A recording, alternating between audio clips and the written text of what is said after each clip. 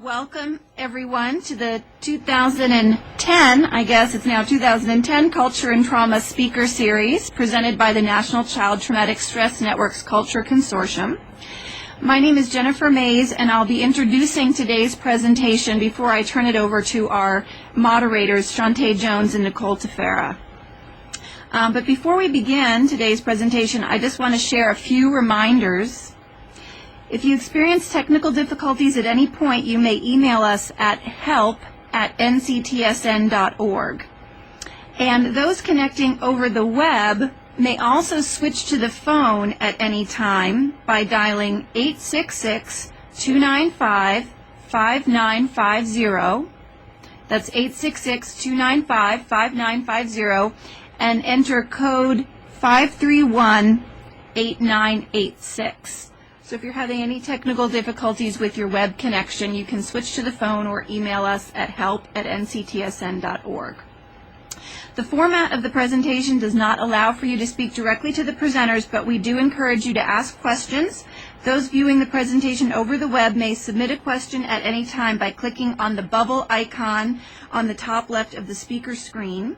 If you're joining us by phone, you can email questions to us by sending an email to question@nctsn.org. The slides for this presentation may be downloaded from the Learning Center, and we'd like to ask that all of you complete the post-presentation evaluation survey. This information helps us to tailor future presentations to our audience and provides useful feedback for the presenters. Anyone wishing to receive continuing education credit for this presentation must complete the post-presentation evaluation survey first, at which time you'll be prompted to complete a CE post-test, and after passing the post-test, you'll be able to print out your CE certificate. Finally, today's presentation will be archived on the Learning Center website, which makes it possible for you to view the presentation at a later time, as well as complete the CE post-test and print the CE certificate at any time. So with that, let me turn it over to Shantae Jones, who is going to introduce today's speaker. Thank you all for joining us. Today's presentation is entitled Making Strengthening Family Coping Resources Relevant to African American Families in Urban Poverty Context, Stakeholder Input in the Treatment Development Process. And I'm going to read the bio of our presenters verbatim just to make sure I don't leave anything out. Our presenters today consist of the Strengthening Family Coping Resources team from the University of Maryland. The team is led by Dr. Laurel Kaiser, an Associate Professor in the Division of Sciences Research at the University of Maryland School of Medicine, and she's also a co-PI of the Family Informed Trauma Treatment Center there. The team is comprised of Kay Connors, Program Director of the FITT Center and the Center for Infant Study; April Donahue, she's a Research Assistant and Psychology Extern at the FITT Center; Jessica Latorta, Health Educator in the Center for Infant Study; Stacy Hodgkinson, she's a pre-doctoral psychology intern with the University of Maryland Division of Child and Adolescent Psychiatry; Lauren Rabinovich, she's a counselor at the Center for Infant Study; Kate Wasserman, counselor at the Center for Infant Study also; Stacy Brown, she's a clinical research associate at the FITT Center. And all of the clinicians that I've just listed above facilitate the Strengthening Family Coping Resources various groups in a variety of settings, including the University of Maryland Outpatient Trauma Clinic, Head Start, Early Head Start, and a therapeutic nursery for homeless families, and a shelter for victims of domestic violence. The dissemination of SFCR is supported in large part by the FITT Center. I would like to thank you all for joining us. Thanks to our presenters, and the floor is now yours. Thank you so much. We're delighted to be here today. I appreciate the introduction of my team, and we're going to be using a somewhat different strategy today to present to you because we're all here to present to you. So we're going to be switching speakers during the presentation, but I'm sure you'll experience it as a seamless team effort. as we move through the presentation. I want to begin a little bit with an introduction of why this process has been so important to me, because as an intervention developer, trying to develop an intervention that would be specific for a context and a group or a population, it was very important for me to use an interactive process. One of the really important reasons for this is that I'm not a part of that group and I have never lived in that context. So I'm not an African American and I really have never lived in poverty.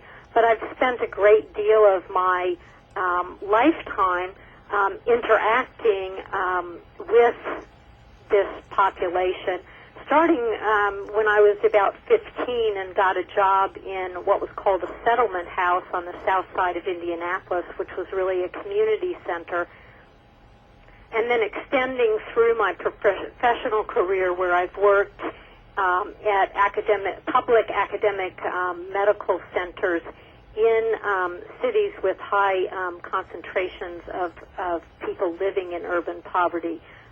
So many years of work in Memphis, Tennessee, and then moving to Baltimore.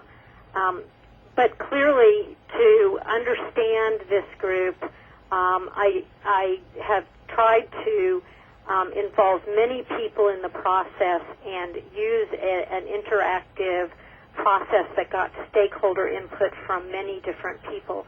And that's really what I'm going to what we're trying to illustrate for you today. So next slide.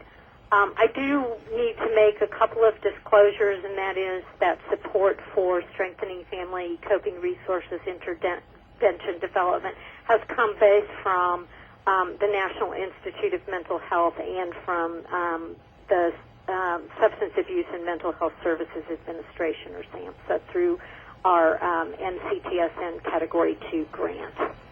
Next slide. So we're going to be talking about Strengthening Family Coping Resources, which is it's a model of intervention using a multifamily group format for traumatized families. Next slide. SFCR is a trauma-specific intervention. The intervention is delivered in 15 weeks, consisting of weekly sessions that are 2 hours in length.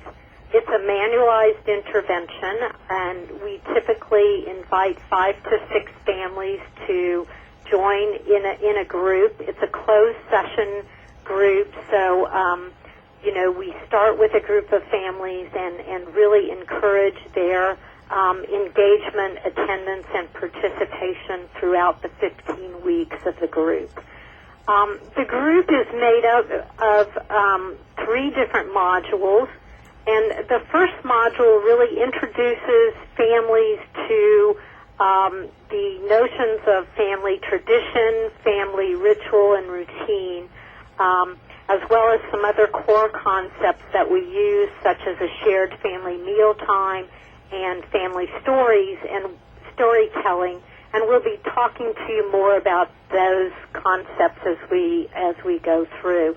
The second module really has to deal with building family coping skills, and it builds heavily on trauma-specific goals as well as other sets of coping strategies that are specific to African American families living in urban poverty, and again, we'll talk more about that as we go through. And then the third module of Strengthening Family Coping Resources really has to do with working on trauma resolution, using all the skills that have been developed in the first weeks of the group to work with the families on co-constructing a trauma narrative and processing this narrative, and then looking at how, as a family, they can look forward, building a hopeful future for their family.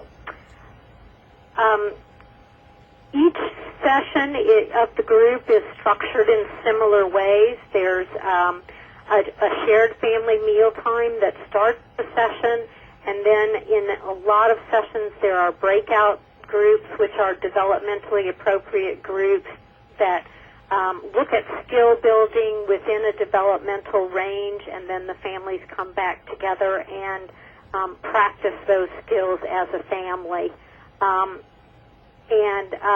Each group starts and closes with a particular routine or a special activity that the families decide upon, so that we're very highly structured in creating a very safe, contained, and predictable holding environment for the families during the group. Next slide.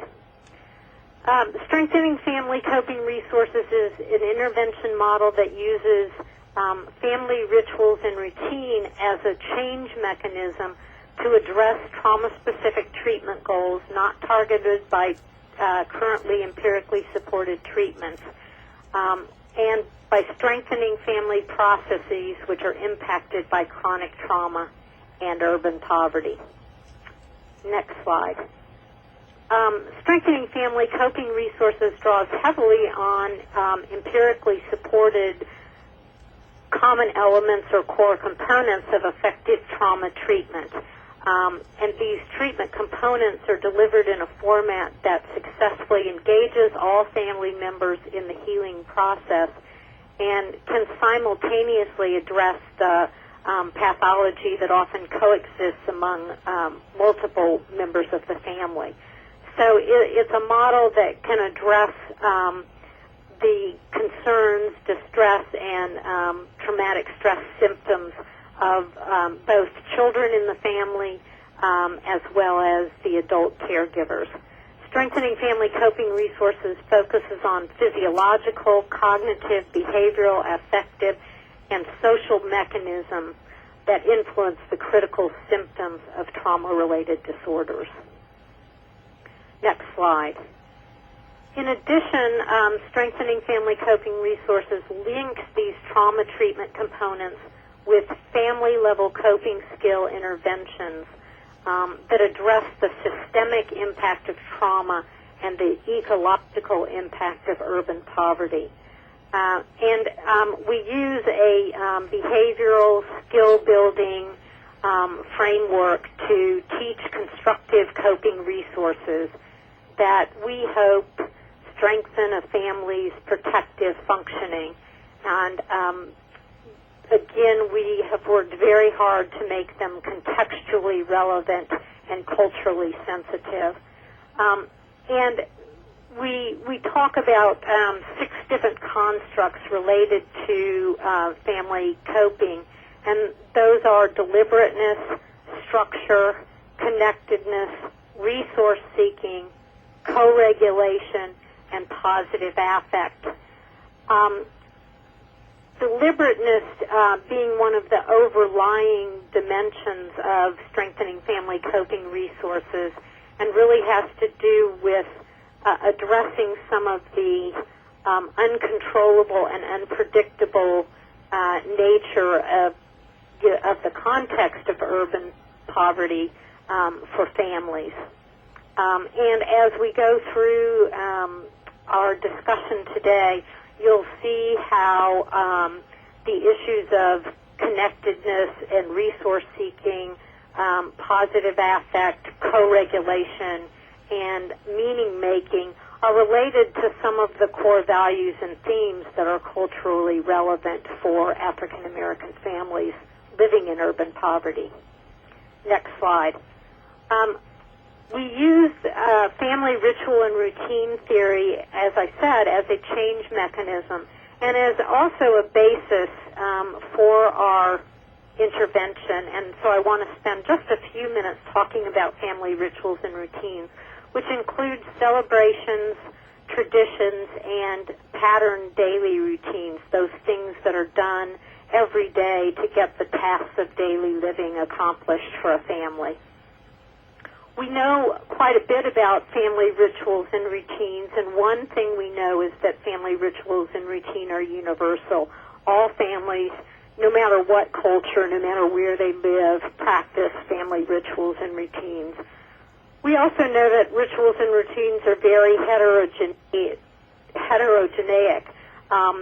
The rituals practiced by one family group or group of family are not often, the same between different families. And so it's important to maintain that heterogeneousness of rituals. And throughout the intervention model, we have tried to make sure that we're using a non-prescriptive approach to really building the naturally occurring rituals, routines, and traditions that families already use. And in that way, they're very culturally sensitive. Next slide. In terms of the intervention development, we've used a community participatory research kind of methodology to produce an intervention, as we've said, that's context-specific and culturally sensitive. And we've structured this developmental process around an interactive process in which we have sought the input and feedback from multiple groups of stakeholders, including experts in the fields of family therapy, family ritual, and family trauma, to engaging stakeholder groups of population experts, people who live and work in urban poverty, getting feedback from the families who have participated in multifamily groups, as well as from stakeholders, including clinicians and facilitators who have used the group and been able to experience it as it's being delivered to many different families. In this process, we have worked to specify both the structure of the group, the treatment procedures that are used, and the content of the group, and put all that in a manualized format, developed training materials, ideas and guidelines about clinician competence and adherence to the manual, and also looked at how we were going to measure change, how we were going to know whether the intervention was going to work, and how we were going to do that in a culturally sensitive manner as well. Developments of the intervention targeting ethnic minorities families requires learning how interventions are developed around culturally sensitive theory. And so we have used multiple ways of doing that, some of which we'll describe, but those have included expert panels, focus groups, problem-solving teams, key informant interviews, intercultural communication, and consensus building. And next slide. I want to just describe a few of the steps that have been used in the collaborative process. I started out with a version of SFCR that was called Strengthening Family Traditions. This model, experts on family process and cultural sensitivity, including representatives of a university committee on cultural diversity, reviewed the group materials, and we held a half-day workshop to discuss cultural appropriateness of the early materials and content. And then this version of the model was tested out with multiple samples of primarily African-American families in both Memphis, Tennessee, and Baltimore, Maryland. Then I moved to work with the team to develop a trauma-specific version. And to do this, we also recruited a stakeholder advisory group. We recruited information-rich adults who lived or worked in communities that were characterized by urban poverty. And these folks came together quarterly over 30 months to review material, discuss how we were going to look at change, look at issues related to family engagement and participation, and just to provide an overall contextual view of working and living in urban poverty. We also have had the pleasure of having academic experts review the materials in the manual, including Barbara Feast, Linda Bennett, Carl Bell, and Mary McKay. And each of them provided valuable input into the development process. And then initial versions of Strengthening Family Coping Resources were implemented in a variety of settings. And in each of those settings, we have gotten feedback from the families that participate as well as the facilitator groups. And the manual has been revised many times to reflect this input. Next slide. I want to talk just a minute about the context of urban poverty. And families living in urban poverty often contend with exposure to multiple traumas and experience their environments as containing ongoing dangers and traumatic reminders. So in this way, we kind of look at urban poverty as a traumatic context. They live in this context, which is marked by uncertainty and uncontrollability, and the exaggeration of their traumatic experiences by the constant presence of non-traumatic but potentially dangerous events. So we really try to look at how an intervention could build coping skills that can help families contend with this uncontrollable and unpredictable environment, as well as the ongoing and chronic nature of the traumas that they often experience. Next slide. Not only was it important to understand the context of urban poverty, but it was also critical to understand the impact of urban poverty on African American families. And only after gaining this understanding was it possible to integrate knowledge of this racial ethnic group, including, for instance, their fundamental beliefs, norms, and values, their needs, wants, and worldviews, and of their specific treatment needs. What are their beliefs and norms about seeking treatment? What are the valued community, familial, and other resources that are valuable to the treatment process for families? And how do we integrate that into the intervention and our interpretation of findings? And so we did we used a variety of methods to understand this, including a literature review, a cross-sectional study, and a qualitative study. And I've outlined the results of that, but just want to highlight two findings that are important to our application to Strengthening Family Coping Resources. One from the cross-sectional studies was that caregivers who placed less value on their family routines had children with higher rates of re-experiencing and avoidance symptoms. And so one of the things we wanted to work on was how do you help families who are overburdened and stressed, how do you help them value family routines? The second finding that was important was that caregivers, when we interviewed caregivers, reported a strong belief system, strong spiritual beliefs, which they used personally to cope when bad things happen. But when we asked them how they explained the bad things that happened to their children, they rarely mentioned using this spiritual belief system as in conversation as ways of explaining what happened to their children.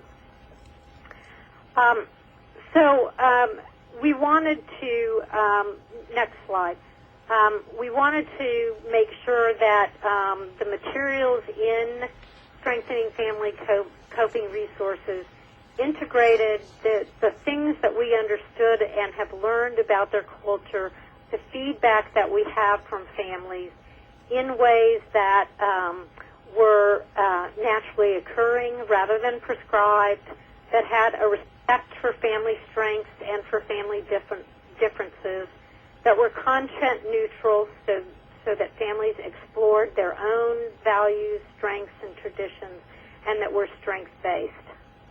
Next slide.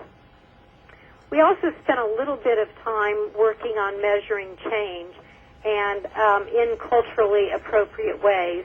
And so the first step was to find some culturally appropriate measures.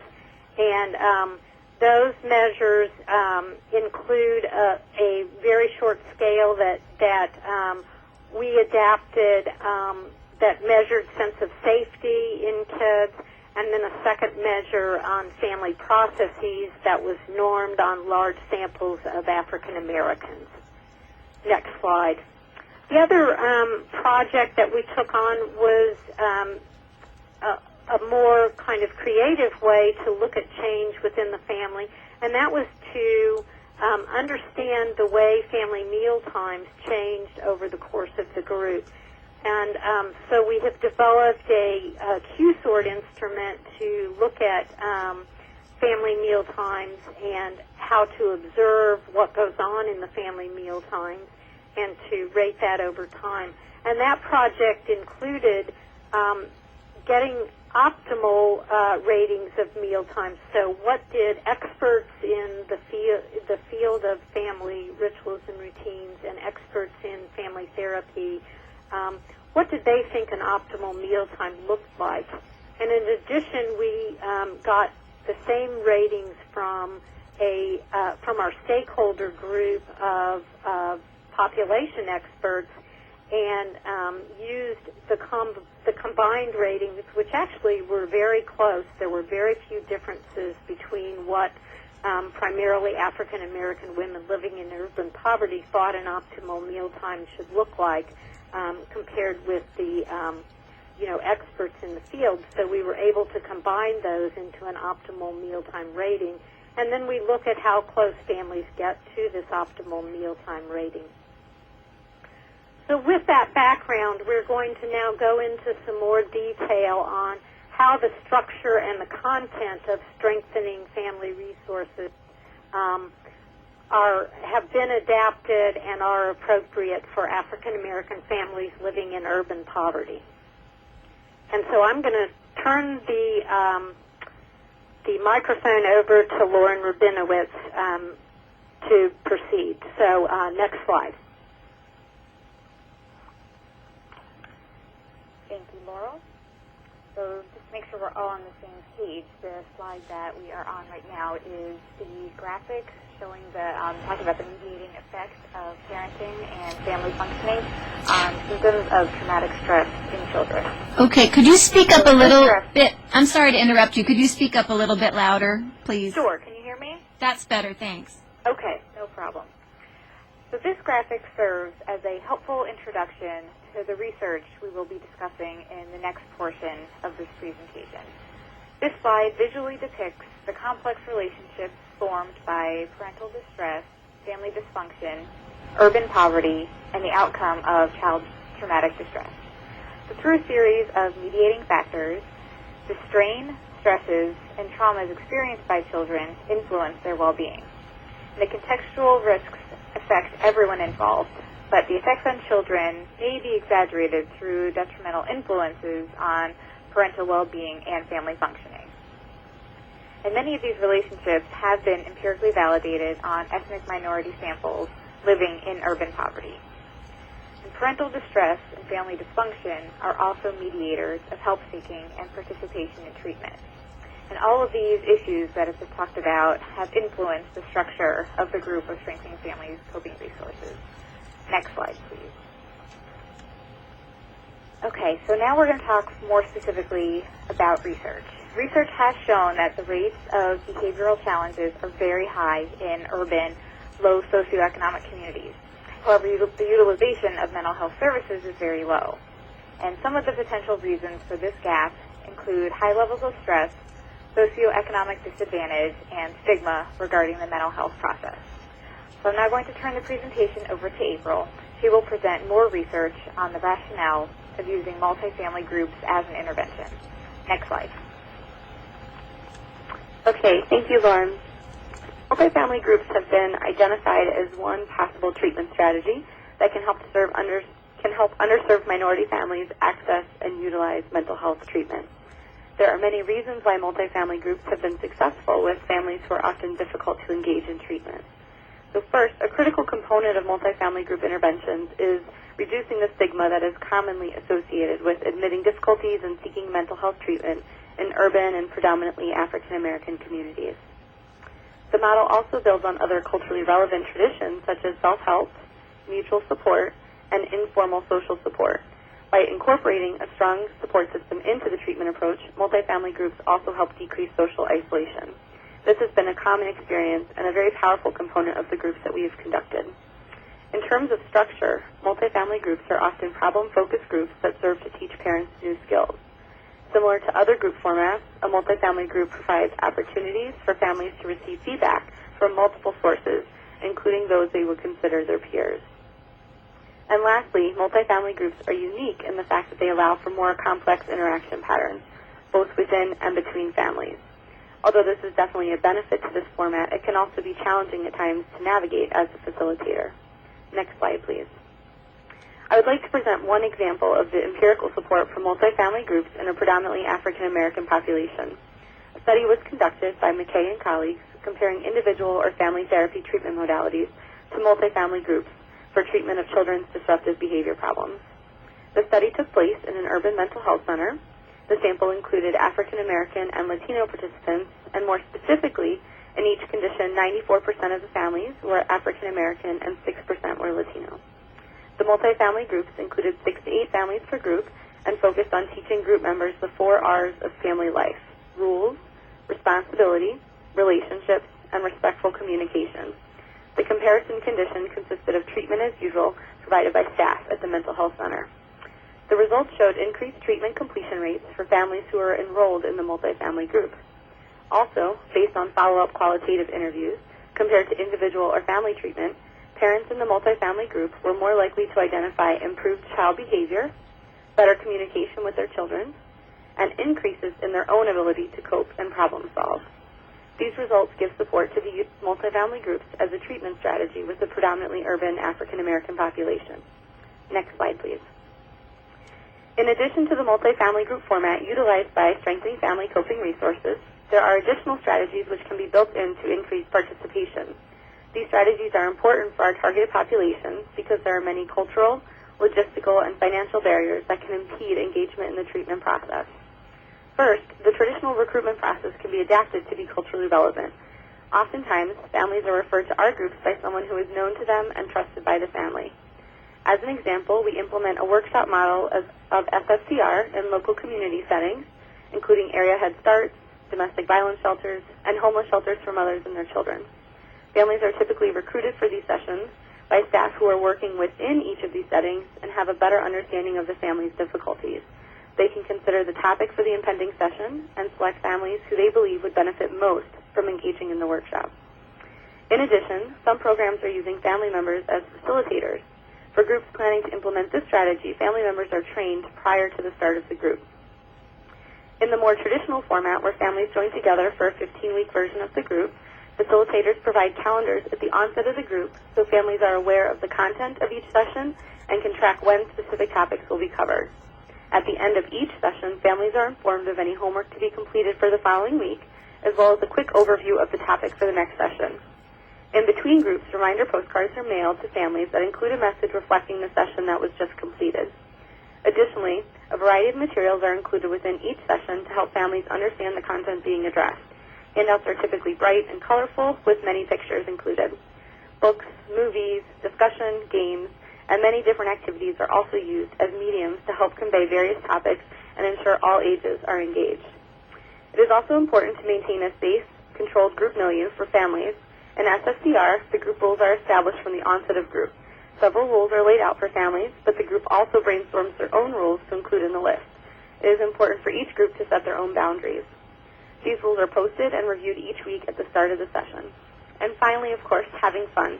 It is important for families to enjoy their time in group and to want to come back each week. There are many activities built into SFCR which are fun for family members of all ages and help families engage with one another. In our current group, a mother remarked that simply seeing her family have fun together and laughing was a very powerful experience for her, as that was something they had not done in a long time. Of course, it is also important for the facilitators to model a fun atmosphere for families where they can feel safe to relax and enjoy themselves. Next slide, please. I'm now going to turn it over to Stacy to talk about some of the specific themes in our group. So I'm going to be talking, several of us actually will be talking a little bit about the culturally relevant themes that have been woven throughout the model. Many early studies of African American families had adopted a pejorative deficit view that characterized these families as disorganized, deprived, and disadvantaged. More recently, though, there has been a movement toward adopting a more balanced perspective that views the psychological behavior of African Americans and African American families from a cultural, strength-based perspective that includes such concepts as kinship networks, spirituality, and storytelling. Historically, these three concepts have played an important role in the lives of African Americans, and researchers have attributed these strengths to the psychological and physical survival of African American families. So it is based on the historical relevance and significance of these themes, as well as community stakeholder input and feedback, that these three themes have been woven throughout the model. And our hope is that by allowing families to share stories and experiences, reflect on values, as well as find ways to expand their support networks, the families participating in the model will develop their own adaptive strengths to better manage their traumatic experiences. So we're going to briefly discuss the historical significance of each theme, the activities in the model that reflect these concepts, and adaptations that were made to make these activities more culturally relevant. Next slide. African Americans share a heritage of ongoing trauma and a reliance on kinship bonds and networks to cope with the pressures of daily living. The reliance on an extended family network dates back to the early history of African Americans in the United States, when families were frequently dissolved by the sale of family members to slaveholders on near and distant plantations. Mortality rates were high, and life expectancies were low. Marriages between slaves were prohibited, and frequent changes of partner became the rule. So as a result, African American families were forced to form new family units to compensate for these losses due to death and to slavery. For African American families currently living in traumatic contexts, extended family networks are frequently mobilized due to separation, incarceration, illness, hospitalization, or death of a family member. And often these kinship networks tend to be broader than traditional bloodlines and may include grandparents, aunts, uncles, cousins, and in many cases can include members of the community. And so all of these individuals are key in helping these families better manage the pressures of daily living. Through strengthening families, we not only help families to identify resources and support networks that they can rely on in the community, but we also try to foster networking among the families in the group, with the hope that they will view other families as well as the facilitators as part of their extended network, as an additional resource for them to rely on for support. So now I'm going to turn it over to Stacy Brown, who is going to talk a little bit about the activities in the model as it relates to kinship networks. Next slide. To give a brief overview, kinship network themes are present throughout the model, as participating families may not reflect the traditional model or idea of families. Participant families may be comprised of an array of grandparents, siblings, aunts, uncles, cousins, close friends, etc. There are no set limits on the composition of a family. Therefore, SFCR does not limit or identify a family by its members. However, it focuses more on the role and function of the family, which includes providing basic needs, creating a home and a sense of belonging, passing on traditions, and providing ways for relating to the larger community. SFCR functions within a multi-family group model, which elicits families to network and support one another. Families are encouraged to provide support to one another throughout the model. However, it is strongly encouraged during Module 2. During Module 2, families develop a phone tree in which one family member calls another to inquire about the completion of home assignments. They may provide support to one another, possibly offering a ride or some type of assistance.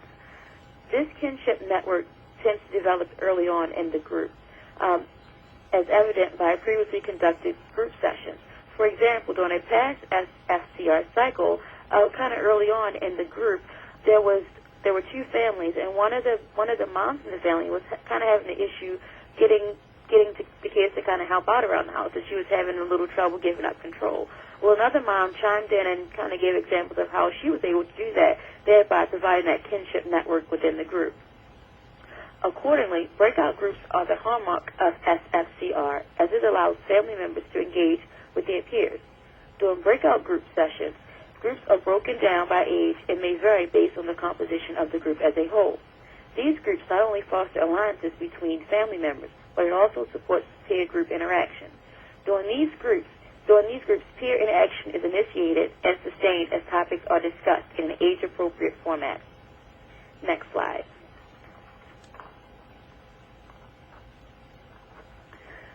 So, as we talk about shared family meal times, they can be operationally defined as units of behavior with a beginning and an end that are task-oriented and goal-directed. So we incorporate sharing a family meal in SFCR because this family activity may be easier to alter than other entrenched family processes. SFCR helps to coach families through meal times by decreasing distractions and or conflicts. We help co-regulate emotions or behaviors and help families find words to use in order to engage in dialogue, thus kind of helping them ground them and create a safe place that they can come together and have a meal. So during SFCR meals, families actually have a chance to sit down together at a table and share a wonderful meal in order to build intra-family relations and a more solid kinship network. So while this comes naturally to some families, it's more difficult for others. So conversation prompts are placed on the table, so that helps facilitate communication, and group facilitators mingle around the room in order to help with any conflicts that may arise during this time, so that the meal is a good experience for the families and it promotes positive interaction and dialogue. So important dimensions of this activity include a chance for families to talk about the routines of their days, share information necessary for organizing family life, such as planning the family's daily and ritual life, and successfully following through with those plans, keeping routines and rituals distinct from stressors in the family's life, allowing them to practice meaningful rituals, and provide an opportunity for involving multiple family members in joint interaction. Families begin to strengthen their attachment and relationships through their communication with each other at a meal that then becomes a group routine, and how every group is then started. Throughout the group sessions, shared family meal time allows families to create or maintain their own meaningful rituals around eating and to practice these rituals regularly through a shared activity. So sharing family meals has been found to have really a lot of protective functions, such as promoting family cohesion, communication, and role modeling. And research has shown that low-income families tend to eat fewer meals together than families in better economic circumstances. And so a quote from Dick Stein and Martin, for many families, dinner time may be the only consistent time that all family members gather together. It is a time for updates about the day, discussions about family matters, and coordinations of schedules. Next slide, please. So Session 6 in SFCR contains a variety of activities that are very relevant to kinship networks. So to start the session, the family completes a sociogram illustrating all of the resources within their immediate family, their extended family, their friends, and in their school, neighborhood, and communities. Using that sociogram, families then participate in the next activity called a family sculpture. Facilitators are present to help guide the family or the activities process, and it's likened to making sculptures out of people as well as acting in a play. Families are asked to be participants by taking on a role of different people in each sculpture. So to start, the entire multifamily group breaks down into two groups with about 2 to 3 families in each group. Then each family uses group members to represent members of the family's social network. facilitators help prompt families by asking questions such as who is in your family, who are the people your family helps, who helps your family, who your family feels safe and unsafe with, who helps your children, and who could you add or subtract from your sculpture in order to strengthen existing supports. Each family then is able to present their sculpture and the answers questions regarding how they would like to change their social support resources in the future. So families use the family sculpture to become aware cognitively and emotionally of existing kinship networks that the family currently accesses, including the strengths and weaknesses of them. It helps the family build a representation or working model of trusting relationships by having the family illustrate a live, concrete representation of their kinship network and be able to discuss placement of those relationships and people. So this activity also supports social coping by allowing families to identify who they can rely on, thus increasing the availability of resources they can add to their kinship network. In addition, the family sculpture helps kind of delineate who is included in traditions and routines of the family, the extent and quality of those relationships, the availability of supports that can be called upon in times of stress, the degree the family may feel isolated, and what the family can do to access that help through resources.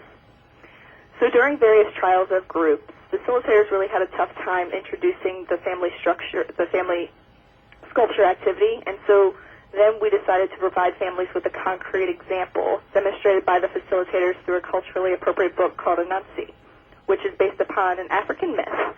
So our sculpture, using the mythological characters from the Anansi folktale, allows families to see a visual example to draw upon when creating their own sculpture and helps translate the activity's meaning to the participants. So I will now turn it back over to Stacy as we focus on this theme of storytelling. Next slide. The African American oral tradition, or storytelling, is one of the most ancient art forms in African American culture. It has been a way of passing on beliefs, traditions, and codes of behavior and conduct from one generation to the next. The main functions of storytelling are to record the history of families and communities, teach principles of life and morality, provide patterns for problem solving, and to give family members a sense of identity. Folk tales have been used throughout to inspire and entertain and to educate communities on how to overcome challenges and adversity. For families participating in strengthening family, storytelling provides, they soon learn that storytelling is a major part of their experience in the group. And it provides them an opportunity to share stories about their own personal journey, lessons that they've learned, and their process of finding hope and meaning in unfortunate circumstances. I'm now going to pass it over to Stacy Brown, who's going to talk a little bit more about some of the activities in the model as it relates to storytelling. Next slide. We should actually be on the slide that says family storytelling with the caption of a story. The art of storytelling is present throughout SFCR. From the very first session, storytelling is reinforced as activities throughout this session encourage families to share their stories and experiences. These stories and these activities are spearheaded by the reading of A Story. This book is an illustrative folktale version of the origin of stories. In this story, Anansi the spider obtains all the stories from the sky god and brings them to Earth, thereby becoming the owner of all stories, past and present. To give a brief history, Anansi, the character, originated in West Africa and is extremely popular in Jamaica and in parts of the West Indies. Next slide.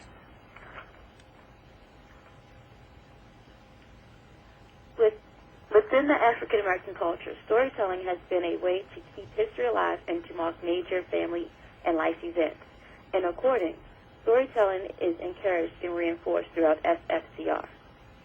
The first module, which includes sessions 1 through 3 of SFCR, focuses on gaining knowledge about the family from each family member and present it to the larger group, thereby creating the basic skills necessary for creating family stories.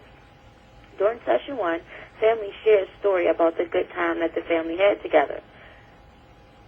This experience is illustrated and shared with the larger group. During session 2, families develop ritual family trees to highlight and share their rituals with the larger group. During session 3, families shared their diaries, which identifies how the family felt during various parts of the day. They also shared this with the group, which helps identify feelings. During Module 2, which includes sessions 4 through 9, this module allows families to examine their history by forming timelines which outline significant events for the family. Throughout various sessions within this module, families prepare for the future. They outline major events within the family unit. They discuss times and situations that were stressful for the family. They also identify births, graduations, deaths, and other major events, just to name a few. During Module 3, which includes sessions 10 through 15, this module allows families to share their family trauma narrative. All previously learned skills are used within this module to kind of help tell the story by verbalizing and detailing all the details within the family narrative.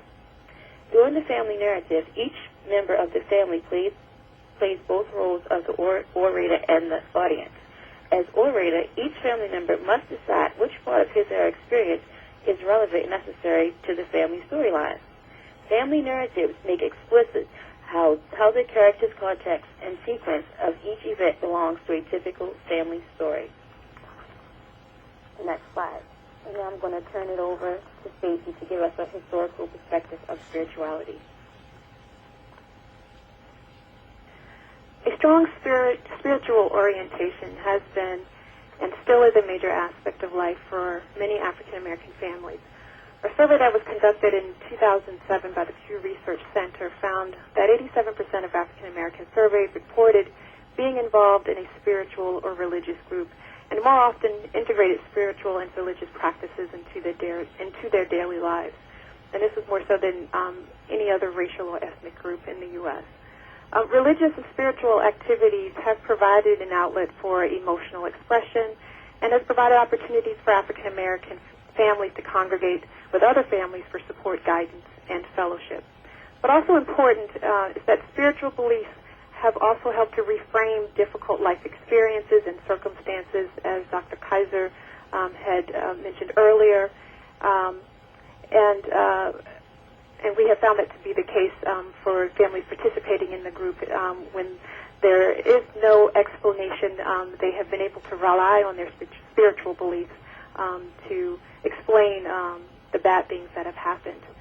The church continues to play a major role in the African American community and has served numerous functions in addition to meeting the spiritual needs of the community.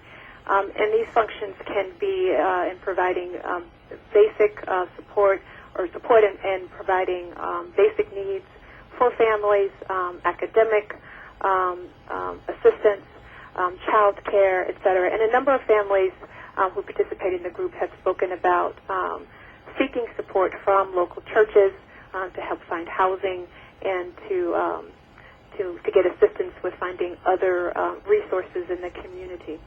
So the session that is in the model that specifically focuses on spirituality is not so much focused on any formal religious doctrine, but rather focuses on helping families to think about and identify values and beliefs that the family can use to help make sense of their own personal experiences. So now I'm going to pass it back to Stacy Brown, who's going to talk more about some of the activities as it relates to spirituality. Next slide. The SFCR model focuses the entire session on spirituality, as family often use faith as a way to make sense of the bad things that happen. The goal of this session is to help families gain an awareness of a spiritual meaning within their lives. Facilitators provide families with a broad definition of spirituality and allow each family to personally define the term. In doing so, various activities are completed in order to allow families to visualize their beliefs. By the end of the session, families collectively develop a conceptual framework for spirituality while developing a definition that is unique to their family unit. I will now switch it over to Jessica, who is going to kind of give us a brief synopsis of the spiritual spirit flower. So in session 8, next slide. In Session 8, in Strengthening Family Coping Resources, it contains a variety of activities that are focused on spirituality, beliefs, and values, and is, to be honest, a personal favorite for me.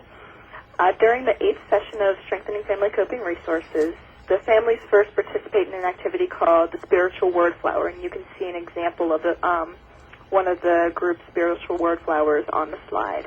And here, the facilitator draws the inside of a flower, or the circle that you see, and labels it spirituality. Importantly, the facilitators make distinctions between what spirituality is and what religion is in order to help participants gather their thoughts on what their spirituality means to them. So next, the group members share all the words they can associate with the word spirituality. And the words are written on petals that are then placed around the inside of the flower to create the spirituality word flower. So some limited discussion is had about the words that are selected. The spiritual flower activity helps families develop a vocabulary that they can use to talk about their beliefs and their values. This vocabulary is helpful as they start to look at the creation of their understanding about kind of what's important to them and explanations they may use to justify the positive or the negative events in their lives, such as what Stacy and Stacy were talking about. So with the flower activity, families are able to learn and share about meanings of spirituality from other families and perhaps expand their own notions of what it means to them. And the next activity in Session 8 involves a family discussion of beliefs and values and creation of visual representation or communication of these beliefs and values. So this discussion helps family members understand their needs for spiritual support and to be able to talk about and or adopt some shared values. So the visual representation then becomes a displayable image of the family's aspect of spirituality and beliefs and allows the families to put their shared values into action. So when SFCR was originally piloted, the activity was developing a crest among the family. So when we think about a crest, it's a symbolic design that represents a particular name or family, and it can even be dated back to the Romans, or most people associate crests with the medieval times. So historically speaking, a crest was used by families to make their social status well known, and each crest had its own distinct design and bore the family's name and their motto. So due to the history, the family crest activity was not really particularly culturally appropriate for the African American population and was replaced with the family banner. So, and when we have done the family banner activity, it hasn't really immediately translated to our families. So a pilot project that the group at the University of Maryland is experimenting with includes replacing the banner with the creation of a family quilt. Next slide. So, in closing, we would really like to thank everyone for their time today and allowing us to share a part of our SFCR journey with you, so to speak. So I would like to hopefully turn over the last of the presentation to Laurel. We close with some words from our families. We close the formal part of our presentation with some words from our families. Just in terms of their reactions and their sense of what the group has meant from them to them. And in addition to all the feedback we've gotten, the feedback from our families has also been a significant part of how we have adapted SFCR to be relevant and culturally appropriate. So I think now we'll open the presentation for questions. Yes, thanks. And we do have some questions already, but I just want to remind those of you who are listening, if you would like to submit a question, you can click on the chat bubble on the upper left corner of the screen to submit your question. And if you're listening over the phone, you can email questions to us at question@nctsn.org. And I will, let me just start with a few questions. The first is, have you found that there are families that do better in SFCR and with the multi-family group model? Are there some families that you would recommend for an alternative approach or who are not a good fit for this approach? So the first question, I'm going to repeat it for my team, and then we'll answer. Again, valuing the team effort, we're going to try and answer questions of the team, but is what families do we feel like are appropriate for the multifamily group format, and have we found that some families are more appropriate than others? And the answer to that question is yes. We do have some eligibility requirements for families. We are in the trauma-specific version. We are encouraging families to take part in the group if they have experienced multiple traumas or chronic trauma related to urban poverty, and if there is a member of the family that meets partial or full criteria for post-traumatic stress disorder or a complex trauma disorder. We also look for families where there is a stable caregiving system that, has been in place for a while, and because SFCR lasts for 15 weeks, we, are hopeful that the caregiving system would be stable over, the 4 to 5 months that they would be involved in SFCR treatment. We have had some experiences with families who have highly dysregulated members, so either kids with very severe ADHD or dysregulation disorders, and you have to look at whether whether a child like that can be managed in a group setting without disrupting the entire group, and what kind of things you would put in place as a facilitator team to handle kids like that. We've also had some families where they have some social anxiety issues, and those kind of issues make it very difficult for them to take part in a multifamily group setting as well. And then the other issue has been some families where there are family members with severe personality disorders, and those families also have had a hard time sometimes becoming group members and participating in strengthening family coping resources. Okay. My group is telling me that I answered the question sufficiently.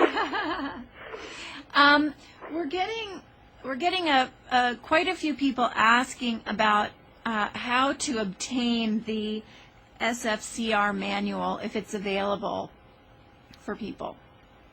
The availability of the SFCR manual. The manual is available. It is available from me. So if you have my contact information through NCTSN, you could do that.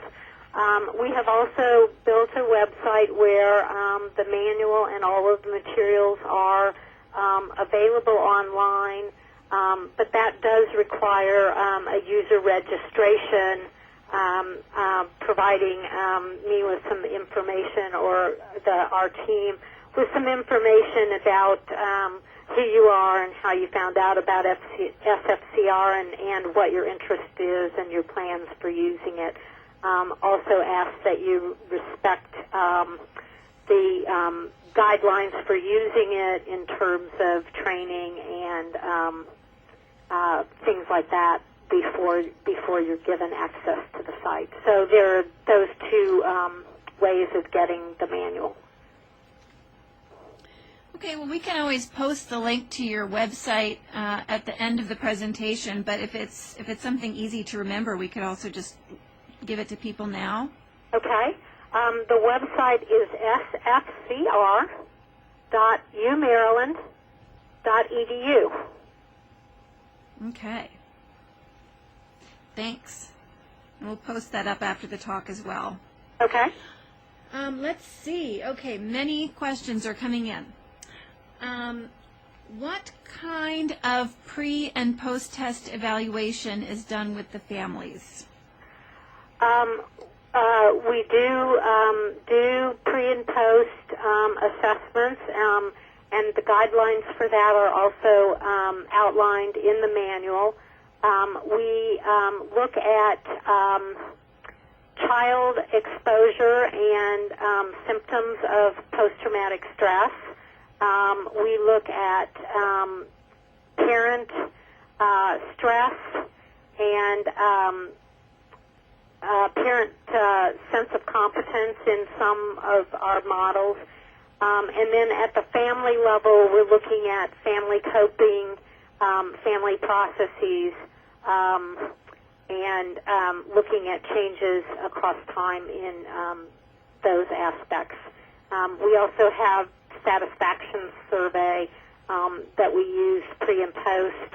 And then there are also fidelity and facilitator competence measures that can be used along with those to understand how the facilitators are implementing the groups. Thanks. How does the racial composition of the facilitators impact the group? Okay, so the question is how the racial composition of the facilitators impacts the group.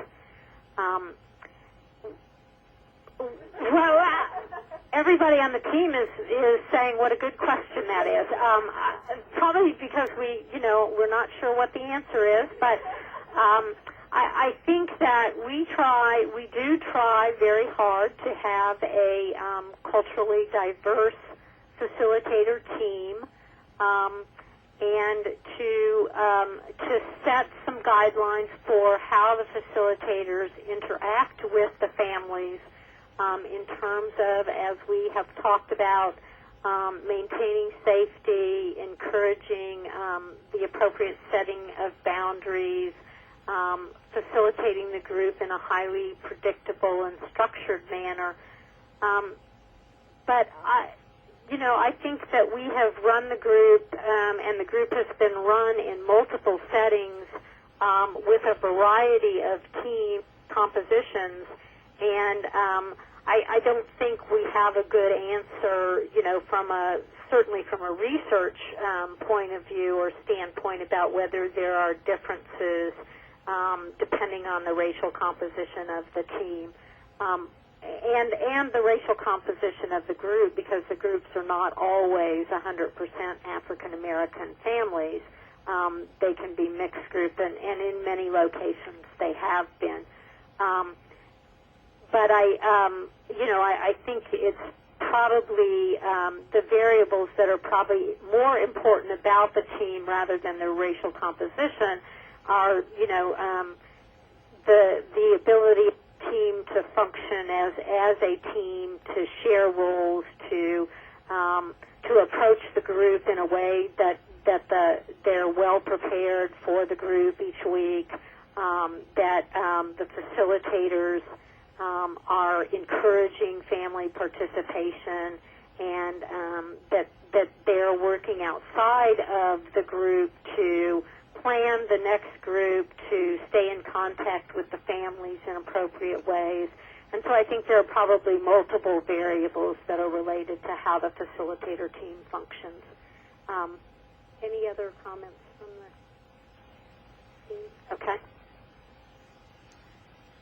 Okay. Let's see.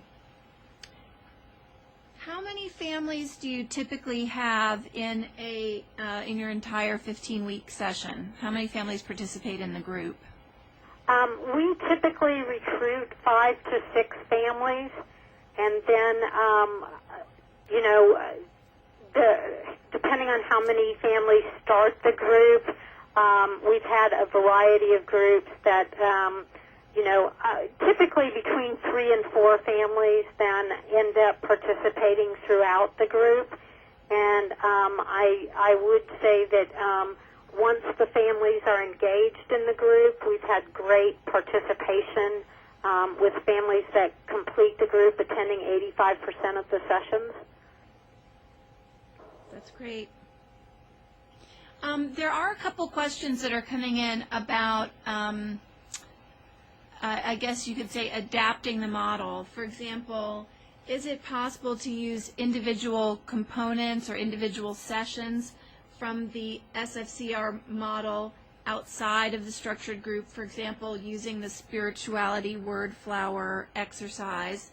And someone else is asking kind of a related question. Could, when it's not possible to get access to families for 15 weeks or to pull together a multi-family group, could you kind of adapt the model either for, I guess, a shorter time period or for just work with an individual family? Yes, and we have several versions of SFCR. One is a workshop model, which is 8 to 10 sessions that are not connected to each other, so there's no there's no expectation that families would attend more than one session, although families often do attend more than one of the and it's more like a drop-in model than it is a formed group. So there are no expectations in that model for the sessions to build on each other in terms of skill building or content. There's no homework given. There's ideas given about practice and generalization of the skills into the home, but there's no homework given, things like that. So there is that adapted version. There's also a shorter version of SFCR, which we call a high-risk version. So it includes modules 1 and 2. It's 10 weeks, but doesn't include the third module, which is really moving more into the specific trauma work. And it is on our agenda to look at what individual sessions for families would look like, so how the model could be adapted for a non-group format, so for an individual therapy model, looking at what would be removed from the sessions that include the multifamily cohesion building and those kind of things, and could be done in individual family therapy formats. Clearly, some of the activities can be done in those formats and are being used by people, including our therapists, as training for SFCR. We do often encourage that they try some of these skills in a single-family therapy context. We have a family safety mapping activity that is done in one of the sessions that I know several NCTSM centers have picked up and are using kind of as an individual activity with their families. I want to go back and say one thing about the spirituality word flower, and that is that I want to give a proper citation or credit for it. And it was adapted from an activities manual called Working with Groups on Spiritual Themes. So I wanted to make sure to give that credit for it. Great, thanks. You're getting a lot of very practical questions here. I think there's a lot of interest in figuring out how to implement this by different groups. One question here is related to let me see how to paraphrase. There's a question about how do you work with children of kind of a wide range of ages in the family, in this multifamily group. How does it work in terms of breaking up the children into groups by age, and how many facilitators work with the children directly? Can you run the multifamily group with children ranging from, young children to teenagers? Yeah. Great questions. And in the manual and in the training that we provide to facilitator teams prior to implementing SFCR, we go into great detail on how to manage the different age ranges of kids in the group. And we have had groups because at our facility we have a 0 to 5 clinic.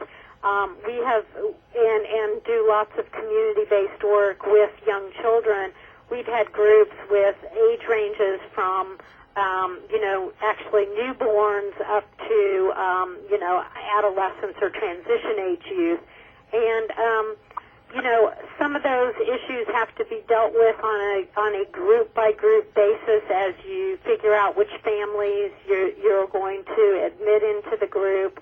Come up with a list of how many children and in what ages, and then design your breakout groups based on the age ranges of children that are in the group. In the manual, activities are broken down into 6 different age groups, starting with infants and toddlers and going up all the way through adults with skill-building activities that are specific to each of those age groups. And the facilitator team picks those age groups that are appropriate to the group and chooses activities that are appropriate once they know the age group that they're working with. And the number of facilitators that we use is really dependent on what the ages are, how many children of that age are going to be in the breakout groups. But by and large, the activities in SFCR, other than the breakout groups, really encourage the families to work together with all of their members interacting on different activities. And so with the exception, I think, of 1 or 2 activities across the 15 weeks, families really work together as family units with encouraging their members of all different ages to participate in the activities, with the facilitators coming around and helping and encouraging and coaching and modeling the parents to really engage their children in each activity. Great, thanks. We have just a couple more questions. One is, would you recommend this model as one that might be adapted for surviving families in Haiti following the trauma and upheaval there? I certainly think that there are, wonderful elements of this model that could be adapted into a version that would be appropriate culturally for Haitian families, and that learning to deal with the changes and all of the kind of cascading secondary traumas that these families are experiencing and will probably experience over the coming months.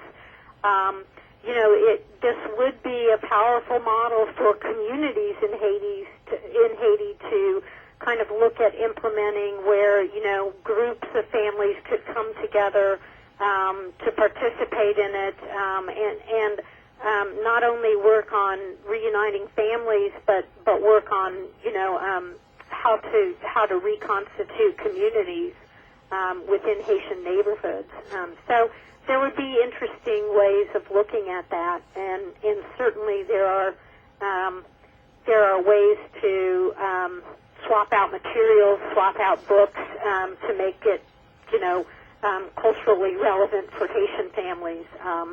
We do have a group that has been working with Hispanic families that is working on a Hispanic adaptation, having some of the materials translated, looking for books that have been translated into Spanish that we're currently using, and kind of going back through the cultural themes that we use for African American families and looking at how those cultural themes might be adjusted for Hispanic Latino families. Okay. We have one more question here, and then I know you all maybe had some other comments or discussion questions you wanted to share. But the last question that just came in asks about what type of follow-up is available for the families do you offer follow-up support to families after they complete the group? Follow-up for the families is after SFCR is really determined on an individual case basis, at least in our clinic and the other clinics that are using the model. And so what we really do is work with the family to determine where they are in their course of treatment, what additional treatment needs they have, if any. And I would say that families are followed up with a variety of things. Sometimes as a family has gone through SFCR, the caregivers in the family decide that they want to pursue some individual therapy to deal with their own trauma histories that have, come up, or some other issues with caregiving that have come up across the course of the group. Other families have decided that they've completed a family trauma narrative, and then the kids become interested or still need to do some additional work, so they go on into individual therapy with their kids. Other times, the families really feel like they have completed their course of treatment and are discharged from our clinics following SFCR. So it really is done on a case-by-case basis. Great, thanks. Well, we have a little less than 10 minutes left, and we don't have any other questions. Were there some comments that the presenters wanted to share, or should we just wrap up? I think that we have covered the issues, and the follow-up questions have covered a lot of the things that we were planning on covering. So I think we're all fine here. Okay, well, thanks. We really got a lot of great and very practical questions, and I think I'm sure you'll be seeing a lot of hits on the website for people trying to take a look at the materials in more detail. So maybe I'll just turn it back over to Shantae to wrap up a little early this afternoon. Thank you, Jen. So this concludes today's presentation, and Nicole and I would like to thank Laurel and the entire SFCR team for speaking to us today. We'd also like to thank each member of the audience and all of the participants for joining us. Just as a final reminder, please remember to complete the post-presentation evaluation survey on the Learning Center, and then also please join us for the next presentation in the series. It'll take place on Wednesday, February 17th at 1 p.m. Eastern and 10 a.m. Pacific. And the speaker will be Lizette Rivas Hermina, and she'll be speaking on what keeps us connected, how to focus on what matters when things get tense. Again, I'd just like to thank everyone for joining us today, and enjoy the rest of your day. Thank you. Thanks very much.